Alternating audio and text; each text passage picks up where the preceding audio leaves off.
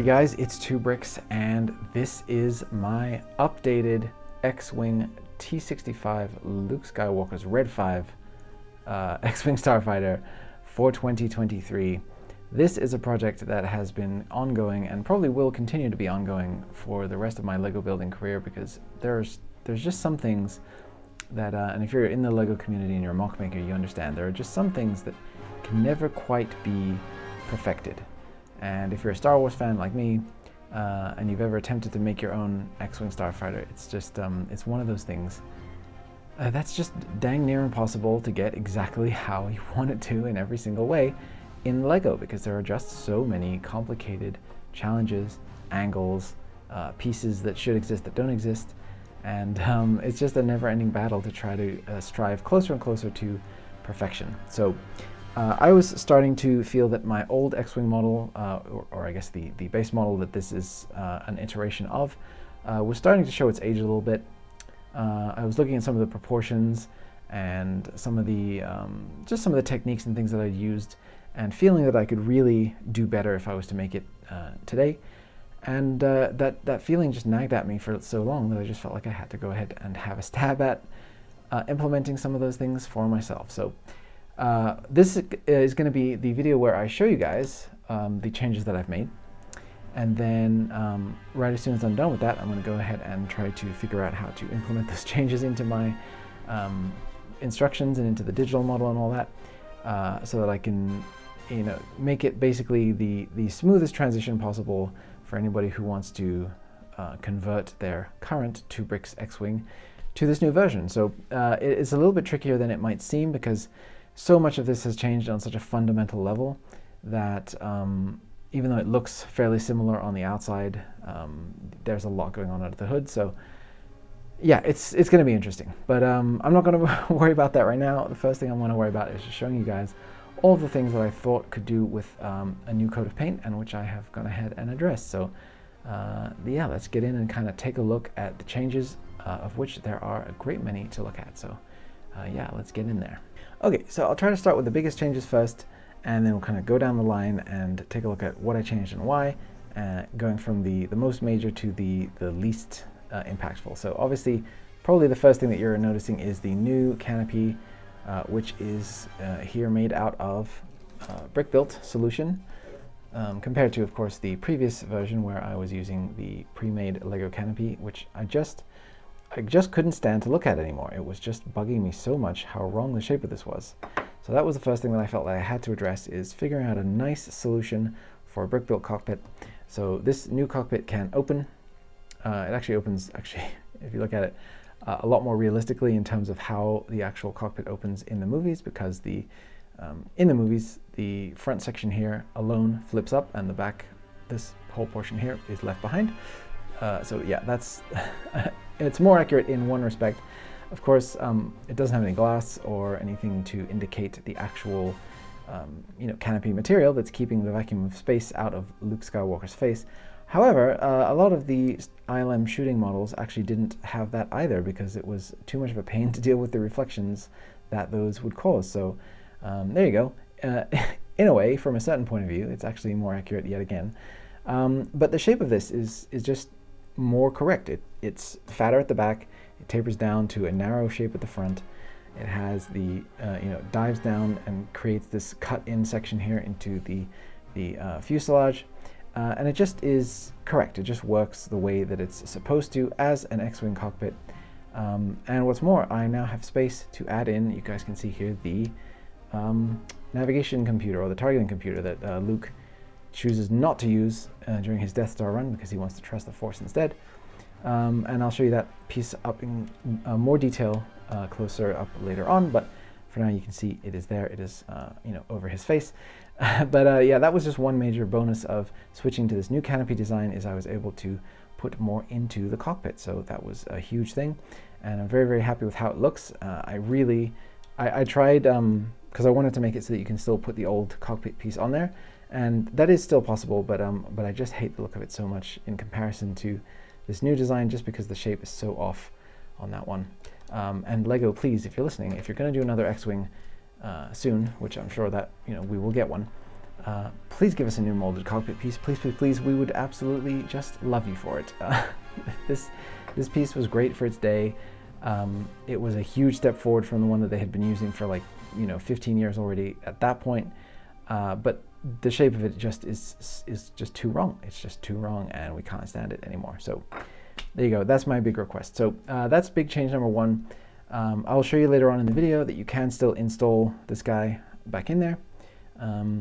Though I think you'll agree, once you get the model in your hands and you swish it around, I think you'll probably find that you will like the solution a lot better. So something to note about this is I'm actually using flex tubing for the actual frame of this, because the way that it narrows in is technically would make this an illegal technique, because these parts are being bent at an unnatural angle, and these parts as well. If I was using traditional 6L bars in here, which is what I initially started off with. So what I've done is I've actually replaced this 4L bar in here and these two 6L bars here with flex tubing that I have manually cut. And again, that's probably raising some alarm bells for you 2bricks regulars who are used to my models being just very simple, nothing custom, nothing fancy. This is a little bit out of that comfort zone. But flex tubing was actually initially created by LEGO as a cuttable element to be able to give you the flexibility to create, rod style elements to whatever length that you need them to be. So that is well within the legal bounds of the hobby, although of course you will not see this being used in any official regular playsets today. LEGO does not want you to have to go and figure out a way to cut stuff aftermarket, but this is for those like me who are on that quest for perfection, where you got to go the extra mile, because the official system as it exists just won't let you get there. So that was one thing, but I'm planning on doing a separate tutorial video on exactly how to cut flex tube and get the very best results. It's pretty easy once you know exactly what you're doing and you set your tools up the exact right way. You can get very nice clean cuts and very accurate to the size that you need. So there's really no problems there, and I think that it looks great. I think that the fact that this is the not dark bluish gray but the metallic silver color, it gives it just a little bit of extra sheen that makes it kind of stand out from the rest of the design, and I like it a whole lot. So yeah, I'm really, really happy with how this cockpit turned out. That's the biggest change, so let's dive into the next thing. So the next thing is that the proportions overall have changed just a little bit, and I think that it makes them so much better. So the wings have been extended outward by one stud each on the sides, and then the fuselage, the nose, has been extended out an extra stud as well in this direction. And in addition, I redesigned these side panels completely, the way that they're attached, the way that they're built, to basically give the correct amount of bulkiness to this nose section. It's so much sleeker now, and if you go back and compare, especially if you have your old one on you, handy for comparison's sake, this is so much sleeker than what was on the original design, and it doesn't sacrifice any sturdiness. This is all very nice and secure. The only thing is, this panel here right now, it's all one piece that goes right down from here to there, or one sub-assembly, and then attaches right here in the middle. And there's just, due to the space requirements and everything, there's just one section right here where you can kind of see it already. If you press on this plate, it will kind of collapse in on itself just a little bit, or this tile. So what you do is you literally just pop this off and you turn it around and you kind of just squeeze the pieces back together like so. And then you place it back on here, making sure to only touch the white tile. It's held in there with two studs, but it's held in there absolutely perfectly. And then this little bracket here at the front, which I've used to represent the secondary red stripe at the front here, will kind of pinch this piece and hold it in place here, and just gives it this really, really beautiful, sleek look that you see here going down to the front. It looks absolutely gorgeous. Compared to what was there before, it's a huge leap forward, and I think that it's absolutely worth that little tiny bit of like, don't touch this area right here, that just specifically on the red on this part right here. Yeah, I think that's totally worth it. And again, if you do knock it out of alignment, it's very easy to just peel this whole panel off and just fix it. And same goes for the other side. That's I've made the striping pattern accurate, so it's not exactly a one-to-one build from there to there, but same exact rules apply. Just don't touch it right here, and then you're good to go. But yeah, that was kind of big big change number 2. The proportions look a lot better all around, and I'm very, very pleased with that. Okay, big change number 4. I went ahead and redesigned the flash suppressors for the laser cannons here on the wing-mounted lasers.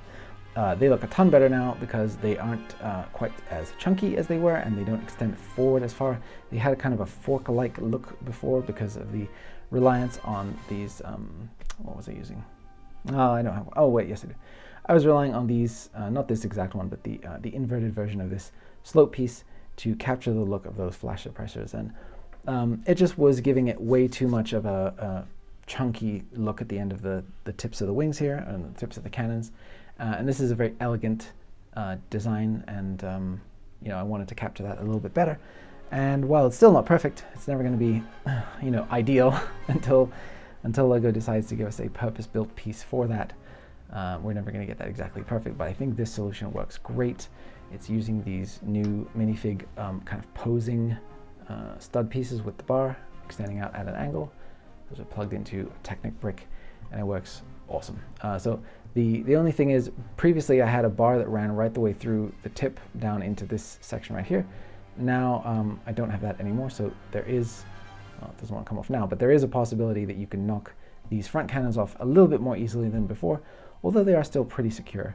And especially if you really squeeze them in tight when you initially put them in, there's like a hollow stud in the Technic, in the top of the Technic brick, and then there's this rounded stud here that both connect into this bar. So it does give it a fair amount of clutch power, but I have on occasion, when I'm walking past this model, I've brushed past it and I've knocked one of these off. So that is just something to be aware of, you know, just a slight tweak there from before.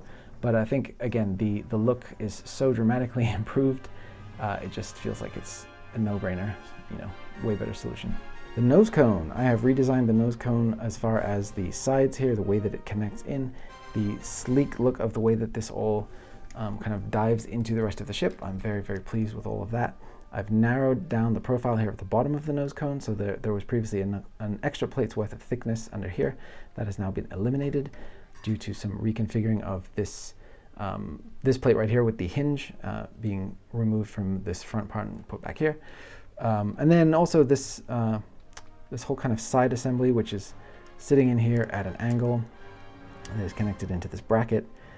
That will sit there very nice and secure because it's being pushed from both sides. It's being pushed by this tile, and it's being kind of pinched in by this assembly up at the front right here. So this just sits in here with one stud, but it all holds together very, very well. Once it's in place, it's very secure because it's just the way that it all kind of locks in.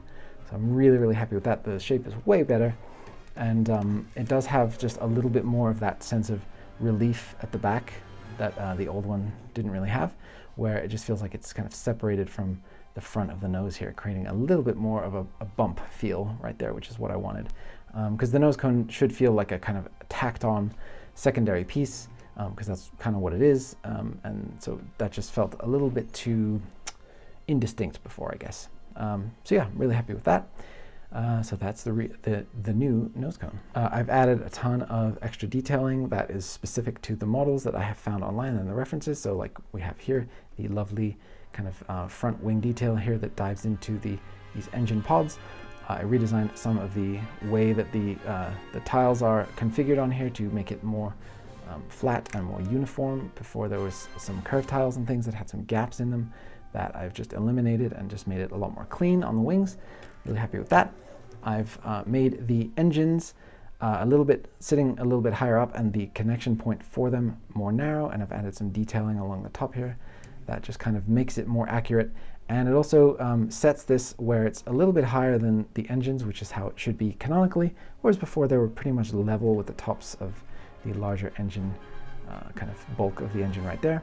I'm now, instead of using black Technic axles running through the engines, I'm using a white 6L bar, and that gives it just a little bit of glow to the center of these pink pieces here. So you can see there's a little bit of white that you can kind of see poking through. That is the bar in there, and it kind of gives it a nice illuminated feel, which I really, really enjoy. And I'm not sacrificing any strength on that. That's, you know, just as strong as it was. So really nice on that. Did a little bit of redesigning on the greeblies back here. just tweaked, like this was previously 2 of these quarter round tiles, and now it's the new semi-round tile with the stud on it, so it just gives it that little extra bit of visual detail right there with the stud, which I really like, because there's actually an element on the model that kind of looks like that, and I was really happy to be able to get that just right. Oh, and then I've also gone ahead and redesigned the connection point for the landing gear under here, so I'm now using these specialized, very, very strong, I guess they're bar attachment pieces right here, but the way that this was previously set up, this was relying on clip pieces that would hold in this pneumatic T-bar piece, and my clips actually wore out over time because I was leaving it sitting on the landing gear, and over time those just wear out, and these just don't do that in the same way because they're fully enclosed versus the clips, which are just a C shape that is a lot easier to get damaged. So that's a new design on there, and I've also added skids to the back landing gear because I thought, you know, I have the room, I may as well. So when these fold up, you just simply now have the skid underneath the engine, and it's not quite as like 100% hidden away and flush as it used to be, but I think that the look with the skids is really nice. And plus, if you don't like the skids, you can leave them off, and you can still leave this kind of folded in here in the same way that it was before. It'll just be, yeah, kind of flat like that. But basically you could, what I'm saying, I guess, is you could remove this modification entirely and leave it the way that it was before, and you would have the same effect. But I think with the skid on it, it just makes it look a whole lot nicer, a whole lot more like an X-Wing landing skid should be. So I think that's really cool. So that's that. And then the front gear looks the same, but it's been moved forward to compensate for the extra length on the nose. I've moved the landing gear forward a stud, actually 2 studs, and it now sits in a very, very nice kind of accurate position, nestled right underneath this front nose cone here. And so, yeah, it's just right where you want it to be for the X-Wing, for the T65. That's perfect. So I'm really happy with that. I also went ahead and used these new, or newish, 1x3 inverted tiles with the hole in to represent the back section of this detailing here. Now, of course, that wasn't quite possible on the front here, just due to the way that this was all configured. But you could technically, if you wanted to, replace one more of these in here, and then a single 1x1 plate would be all you'd need in there to fill in that gap. You could do that. I just thought that for the sake of the extra strength of this section, I just wanted to put a 1x4 plate right here and not to continue this pattern all the way down. But I think the part that I do have it on looks really, really nice and just matches up really well. So I'm really happy with all of that as well. A detail that was almost entirely missing before was the area here indicating the tube for the launch of torpedoes. So these tubes are basically holes cut into the side of the ship that would allow for proton torpedoes to come out of the front here. And because the nose cone is angled, these holes just allow the tube, or the torpedo, to come straight out. So I've just kind of indicated that in here with some detailing in here that is kind of absent. And I've been mindful of the color scheme, obviously, to keep it dark gray, and then the black in here indicates the actual hole where the torpedo would come out of. And I think that that works out pretty nicely. It's not perfect, obviously, because, like I said, nothing can be. But there really isn't a plate with a shape on it that kind of gives you that sort of C-shaped cutout that you would need to really capture the torpedo tube look. But you could try to capture that with, like, say, a sticker that was cut, a custom black sticker that was sort of cut to that shape. I may try playing around with some of that later on. And I actually also want to play around with a little bit of paint chipping look using some white custom stickers that I actually, you know, custom cut out and try to match the actual paint job on the shooting models. I'm thinking about doing that at some point as well. That should be interesting. But yeah, I think having the torpedo tube, at least the indication of it in there, is very nice and something that I was really missing on the previous version of the design. The under storage compartment here has been redesigned to have more room. Previously there was a brick that sat in the middle here, so there's only one available stud wide space on either side of that, and I've just removed that in favor of a more open design. Again, just a slight, very, very slight compromise on strength because there's nothing directly supporting this underneath here. But once I experimented with it and had it kind of, you know, in practice in my hand for a while, it was totally fine. And then I thought, well, extra space is extra space. So it's something where you could keep a blaster, a lightsaber hilt, and you know, there's room in there for all of that. So I thought, you know, it's a win-win. So definitely happy with that. And then we can take a look at the targeting computer. That's the last kind of big change. There's obviously like dozens and dozens of teeny tiny little changes. Like I've tried to make all of this less stud heavy and stuff, but you can kind of compare. If you're that obsessive like me, you can compare from the video to your own one to see the changes. But the flight computer, so it's actually a removable piece that's quite posable. So the way that I've done this is I set up in here one of these plates with the 2 bars sticking off of the side of it like so, which is something that can accommodate this little flight computer piece right here. So it's on a little arm. It's got one of these really new modified stud with bar on the side on the kind of horizontal axis there, which is a really interesting, cool new piece. And then this front section right here, this little clip represents the actual targeting screen that Luke would look into. So basically you can have it in there, and but the way that this is attached onto that bar, you can actually rotate it up out of the way as well. So Luke can be like, nope, I'm not going to use that, or you can deploy it down. So and having the screen be kind of adjustable is also another fun little kind of add-on there. So I'm going to go ahead and just place it back in place here. And you can see it's snug and it fits in there just right. And yeah, like I mentioned, if you want to have it in any kind of upward position, it does help to do that as well if you want to place your pilot in here, because it does get in the way, or you can just remove it entirely for pilot placement. But I just want to get Luke in here now and show you guys. So, all right, wait a minute. Oh, there you go. Luke was sitting on the flight stick. Whoops. There you go. So he's down in there.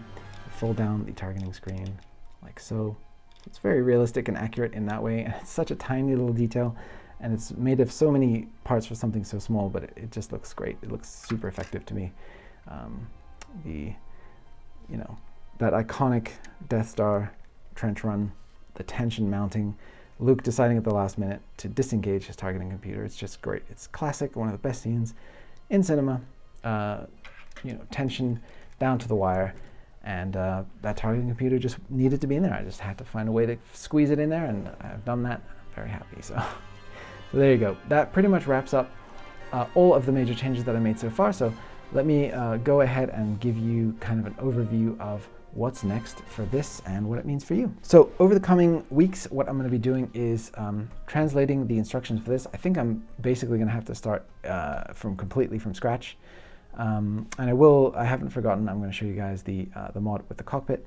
That's still coming. Yeah, so then once the instructions for this are done, I will be uploading them to the X-Wing kind of current ultimate, what do I call it? Ultimate playset scale upload that is unrubricable currently. And that will be added, the instructions and the parts list will be added as a free bonus to those of you guys who've already purchased that initial design, because I appreciate you guys so much, and I don't want you to have to shell out again for instructions for something that is, you know, similar enough to what you already have. It doesn't feel honest to me to do it that way. So since this is what I would consider to be a really big upgrade, but it's an upgrade nevertheless, I will be making it available to you guys for free.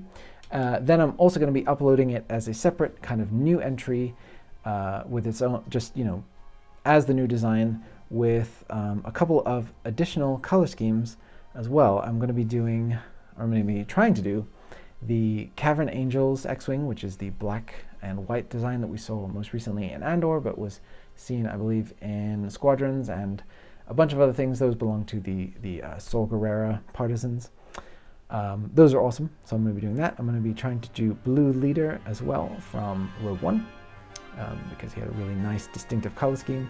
And basically, colors and parts permitting, I'm going to try to do modifications for a couple of other ones as well. I was thinking about possibly doing some other members of Rogue Squadron, or potentially other you know, people who assaulted the Death Star, other members of Red Group.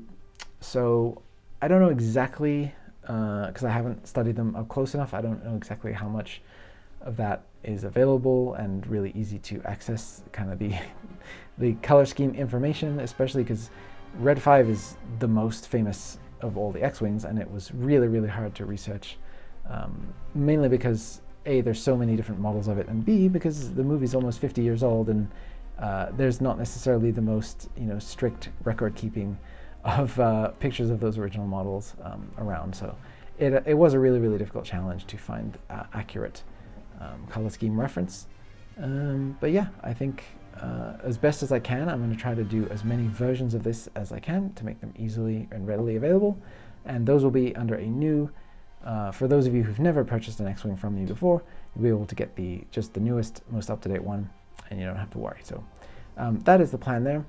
I think what I'm going to do is just create a separate parts list for the things that you will need to convert your X-Wing to the traditional cockpit, which would just be what you see right here. So a couple of 1x1 plates and then this assembly. But again, I really do think, personally, I'm banking on not many people wanting to use this anymore and going with the new cockpit design. If you're as obsessed with accuracy as I am, I think that's probably what most of you will do. So we'll just see. But I do want to make both versions available to you guys. So that is that. So yeah, let me just go ahead and swap out the cockpits. It takes a little bit of disassembly and reassembly, so I'll be right back and I'll show you guys how it looks. Okay, so here you go. There is the original cockpit back in place. I did forget to mention, so there's a couple of 1x1 plates that just have to fill the gaps in here where the frame was attached. I did show you those, but there's also a couple of these that I suggest adding for just kind of helping to bridge the gap of the 4-wide cockpit into the rest of the fuselage, because it is so much more narrow now. So yeah, you probably would want to have those as well. But there it is. Yeah, I don't know. If you like it, of course, that's totally fine. That's up to you. But I just can't. I don't know. I can't deal with this guy anymore. I might just throw it out. No, I'm kidding. But yeah, I think that it still works. It still looks like an X-Wing, and I don't like this little bit of gap that I have in here now. But I'm sure that I could probably find a way to close that up. Maybe using one of those modified rail on side plates that I could put in here potentially. But yeah, the way that this whole system kind of works now, it's sitting at a nicer angle, more accurate, whereas before it was just completely flat, but relative to the ground. And now there's this nice angled plate in here because we have gotten these nice new angled plates, which I really love. But yeah, that kind of does mess up the way that the cockpit is aligned with, like I said, just that little bit of gap right there. But in any event, it does work, and when I actually do the instructions for it, I'll probably tinker around with a way to get this even just a little bit closer to what we see. Perhaps even replacing, maybe replacing the wedge plate with a, sorry, I'm just solving this as I talk to you now, but essentially just extending up this by 1 plate thickness and having it run all the way down on the inside. And then this would just sit over the top of it. So yeah, those are your options. But I personally do love the original, and like I said, I'll be showing you guys exactly how to make that with the flex tubing. Basically, in order to make the entire cockpit, you'll just need to purchase one of these flex tube rods that are fairly common and relatively cheap. And then I'll show you how to make the jig to get the exact kind of size that you need and make the cut exactly how you want it. So yeah, that should be minimal fuss for anybody who wants to do it. So there you go. Let me convert this back and then we'll wrap up the video. So there you go, guys. Like I said, there's no such thing as perfection when it comes to Lego. Everything is interpretation. Everything is just what looks good to your particular eye. But to me, this feels as close to perfect as I'm able to get for the time being. I don't know if I'll be able to keep changing it in the future when new parts come out and etc. etc. But hopefully that won't be for quite so many years, because I have been obsessing over this for far too long as it is. So there you go. Hopefully you guys got a kick out of this. Hopefully you're looking forward to the new instructions. If you guys are planning to do a conversion build, or if you're planning to buy one for the first time based on seeing this, I would love to know about it in the comments. I would love to hear what you think. If there's anything that you think that is really good or really bad about this, I would love to hear your thoughts on that as well. I always appreciate feedback, good or bad, because it lets me know how I'm doing and what you guys think. So, and also it lets YouTube know that you care enough to leave a comment. So it's win-win. One thing I did forget to mention is this: the internal mechanism of this hasn't changed in the slightest. So all of that, the wings and all that, still works. If you guys have never seen an X-Wing built from me before, hey, I built an X-Wing mechanism that you can just move with a button up and down. That's like totally the biggest thing about the X-Wing that I didn't show in the video. So yeah, button underneath, Ba-bow. There you go. You can those pop open and they stay open at the top position, and then you just push down on the top to close them back up again. So that's really cool, of course. And I didn't feel the need to tweak any of that at all, because it all works absolutely great exactly how it is. So no worries about that.